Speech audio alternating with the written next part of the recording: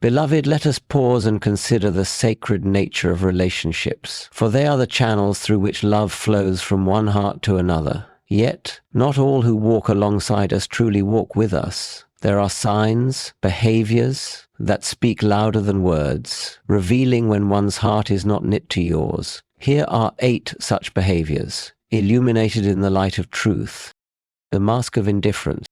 True intentions are often revealed not by what is spoken but by what is left undone. It is easy for someone to wear the outward appearance of care, a smile, a kind word, or even gestures that seem affectionate.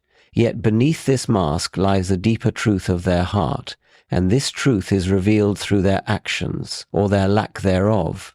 The scripture reminds us, by their fruits you will know them. It is not enough to proclaim love with words. Love must bear fruit in deeds, for love that is genuine seeks always to manifest itself in action.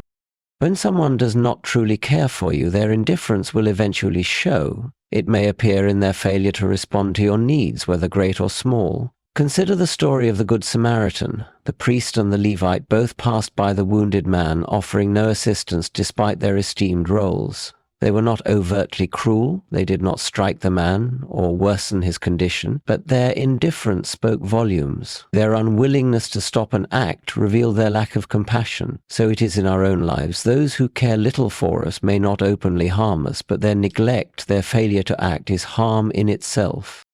Love in its essence is always moving, always seeking the good of the beloved. Indifference, on the other hand, is stagnant. It does nothing because it feels nothing, and it is in this stillness, this void of effort, that its truth becomes clear. The indifferent person may promise you the world, but fail to show up when you need them most. They may offer kind words in public, but remain absent when you suffer in private. Their intentions, or lack thereof, become evident when the cost of caring requires sacrifice. We must remember that love is not merely a feeling, but a commitment to action. It is a willingness to put aside one's own convenience to meet the needs of another. When someone claims to care for you but consistently places their own priorities above your well-being, they reveal the mask of indifference. This is not love, it is self-interest disguised as affection.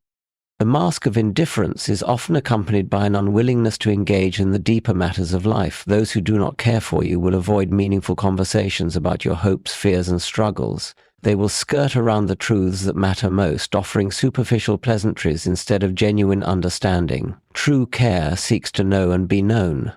It delves into the depths of your soul, walking alongside you in both joy and sorrow. Indifference, however, keeps its distance, avoiding intimacy because it does not want to bear the burden of connection. It is important to recognize these signs not out of judgment or resentment, but as a call to wisdom. When we understand the difference between genuine care and indifference, we free ourselves from the heartache of misplaced trust. We also learn to discern where our own efforts are best directed, for we are called to love all, but we are not called to pour ourselves into relationships that drain us without reciprocation. Yet even as we recognize the mask of indifference in others, we must also turn inward and examine our own hearts. Have we, perhaps unknowingly, worn this mask in our interactions with others? Have we failed to act when love demanded sacrifice? Have we spoken empty words without following them with deeds? The call to love is not merely for others to fulfill, but for us to embody as well. Let us be vigilant in both discernment and self-reflection, striving always to act in love. For love is not a mask to be worn, but a light to be lived, and when we walk in that light, we reflect the very nature of the divine, who loved us first and loves us still. Words possess the power to create or destroy, to heal or wound, to uplift or tear down. It is through speech that we often reveal the state of our hearts, for out of the abundance of the heart the mouth speaks. Those who genuinely care for you will use their words as instruments of grace, truth, and encouragement. But when someone speaks without edification, when their words fail to build you up, it is a sign of a deeper issue, a lack of love and concern for your well-being. Consider the weight of a kind word offered at the right moment. Such words can heal the deepest wounds and provide strength to carry on in the midst of despair. They are like a balm for the weary soul, a reflection of divine love that seeks to comfort and restore. But when someone speaks without thought for your spirit, when their words are laced with criticism, sarcasm, or indifference, it cuts deeply. These words do not come from a place of care, but from a heart that is detached from your pain and joy. It is not merely overtly cruel words that betray a lack of care. Sometimes indifference speaks just as loudly. Silence in moments when encouragement is needed can wound as much as words spoken in anger. Imagine sharing your struggles with someone only to be met with a dismissive response, or worse, no response at all. This lack of acknowledgement communicates a chilling truth. Your feelings, your trials, and even your triumphs do not matter to them. True care listens, responds, and seeks to uplift, but indifference remains passive, withholding the gift of meaningful connection. Words are also a means of revealing intent. Those who care for you will speak truth, even when it is difficult, because their aim is your growth and well-being. They will correct with gentleness, offer wisdom with humility, and guide with love. However, those who do not care may use words to manipulate, to belittle, or to serve their own interests. Flattery may flow from their interests, but it is empty, designed to benefit themselves rather than nurture your soul. Or they may use harsh criticism, not to help you improve, but to assert their superiority or mask their own insecurities. A lack of edification in speech also reflects a lack of understanding of love's purpose. Love does not seek to tear down, it seeks to strengthen and build up. It rejoices in truth, celebrates growth, and delights in the flourishing of the other. When someone's words are consistently negative or dismissive, it is a clear indication that their heart is not aligned with these principles. It is not enough to merely avoid harm in speech. True care requires intentionality in using words to bring life and light to others. This reality calls us not only to discern the words of others, but also to examine our own. How often do we speak without thought for the impact of our words? Do we use our voices to build up, to encourage, and to guide? Or do we allow carelessness or self-interest to dictate our speech? The call to love includes the call to speak with purpose and compassion, to let our words be seasoned with grace, so that they may minister to those who hear them. It is through speech that we have the power to reflect the divine. God himself spoke the world into being, and through his words, life and light were born. In the same way, we are called to speak life into the lives of others. To speak without edification, then, is to deny the sacred potential of our words, and to turn away from the love that calls us to care deeply for one another. Let us therefore commit ourselves to the practice of speaking with care, knowing that our words carry the weight of our intentions. May we choose always to speak in a way that reflects the love we are called to embody, bringing hope, healing, and encouragement to all who hear. Self-centeredness is one of the most pervasive markers of a heart that lacks genuine care. In relationships where true love exists, sacrifice is not a burden, but a natural outpouring, a manifestation of the affection one holds for another. But when someone prioritizes their own desires over the needs of those they claim to care about, it reveals the absence of a sacrificial love and points to a selfish heart that cannot truly love because it is too consumed with its own interests. This self-centeredness is subtle at times, masquerading under the guise of affection or concern, but it reveals itself in action. A person who loves truly is ready to inconvenience themselves, to set aside their own plans, to give up what they desire in order to meet the needs of another. The sacrifice need not be monumental in the world's eyes. It may be something as simple as offering a listening ear when you are tired, or stepping aside to make room for another person's needs. But this willingness to step out of oneself and give of one's time, energy, or resources is the fruit of love, and it is a natural consequence of a heart that is attuned to the well-being of others.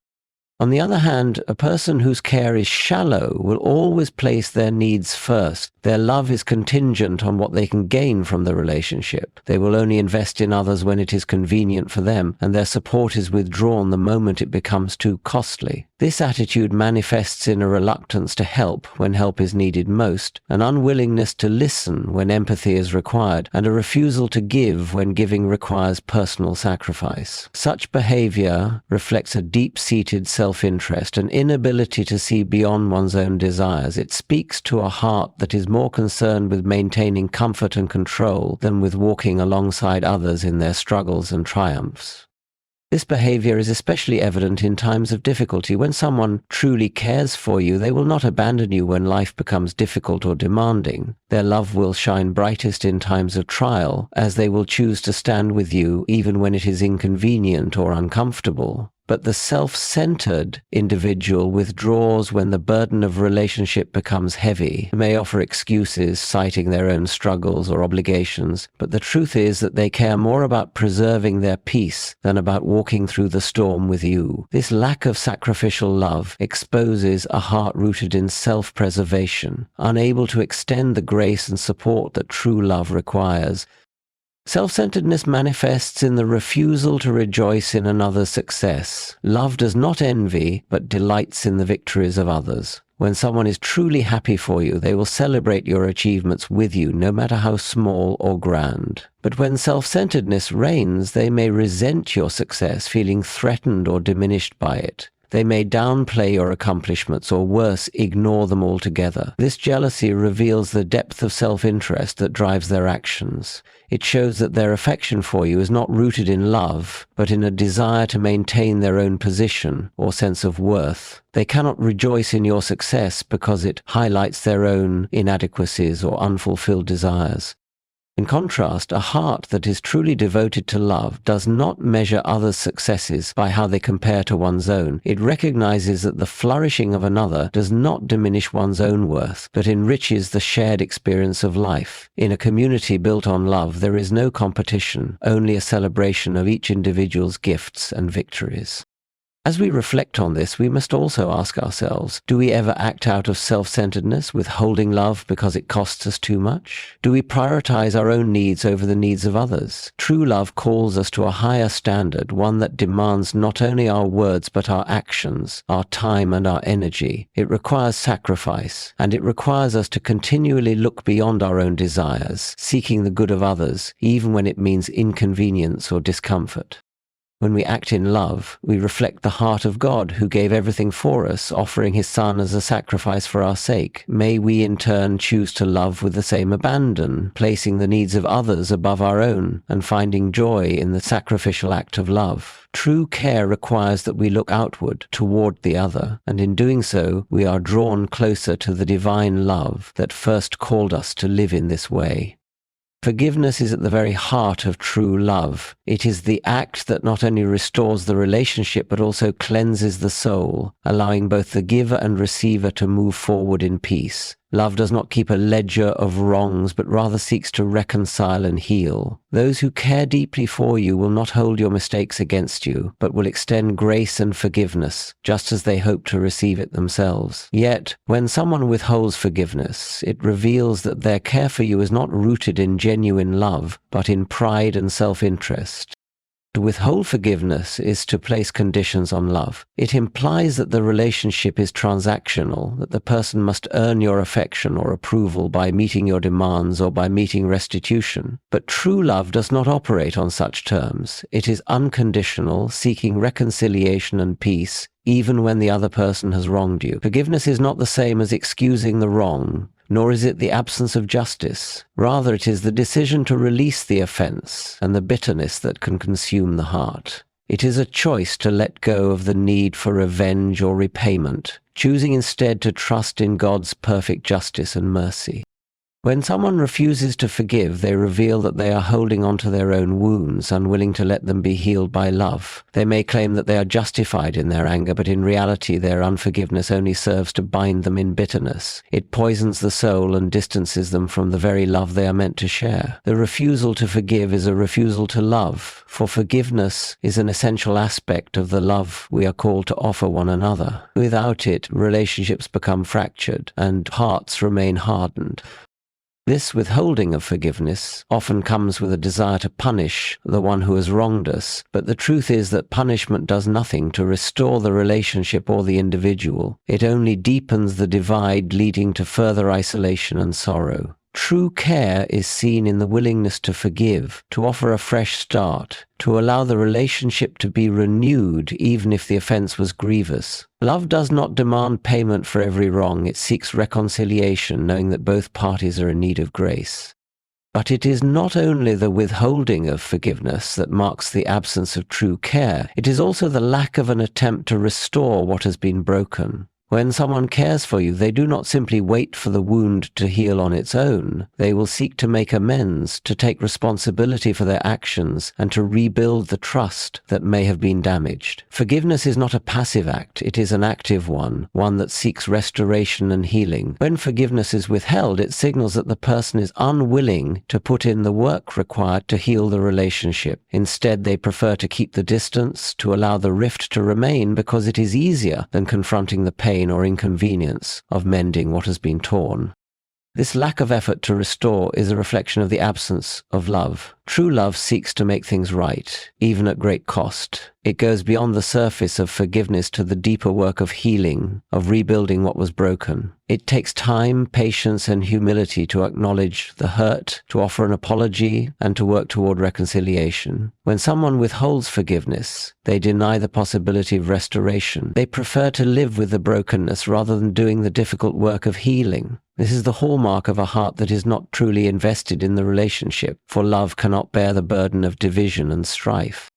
To reflect on forgiveness, we must ask ourselves whether we are willing to extend it even when it costs us. Do we hold on to offenses, refusing to forgive, believing that the other must earn our grace? Or do we freely give it, trusting that God will heal the wounds and restore what has been broken? In choosing forgiveness, we choose love. And in choosing love, we reflect the very nature of God, who forgives us time and time again, despite our flaws and failures. It is through forgiveness that we experience the depth of love, and it is through forgiveness that we allow love to flow freely between us and others. For without forgiveness, there can be no true reconciliation, no true peace, and no true care. In conclusion, we are reminded of the profound truth that love is not simply a feeling or a declaration, but a living, active force that requires intentionality, sacrifice, and grace. True love reveals itself through the ways we act, speak, and treat others, especially when it costs us something dear. It is not a fleeting sentiment, but a commitment that perseveres in the face of difficulty, that offers kindness when it is least deserved, and that seeks the good of others above self-interest. When we recognize behaviors that indicate a lack of genuine care, neglect, unkind words, self-centeredness, and a refusal to forgive, we must not only discern these traits in others, but also examine our own hearts. We are called to a higher standard of love, one that reflects the nature of God, who first loved us despite our flaws, and who calls us to extend that same grace to those around us. As we move forward, let us choose to love deeply, to speak words that uplift, to act with kindness and sacrifice, and to forgive as we have been forgiven. In doing so, we will build relationships that are not just marked by superficial affection, but by the enduring sacrificial love that brings healing, reconciliation, and peace. May we be vessels of this divine love in all that we do, that we might reflect the heart of God and draw others closer to His grace.